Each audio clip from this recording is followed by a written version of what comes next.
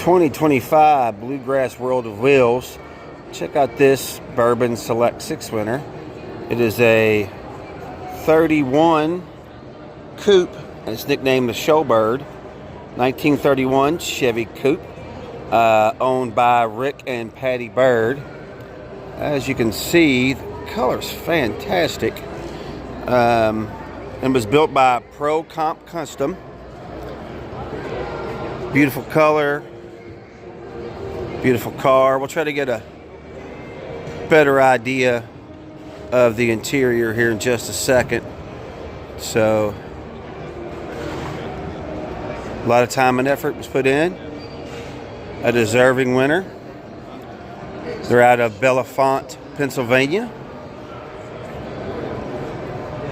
1931 Chevy Coupe, nicknamed Showbird.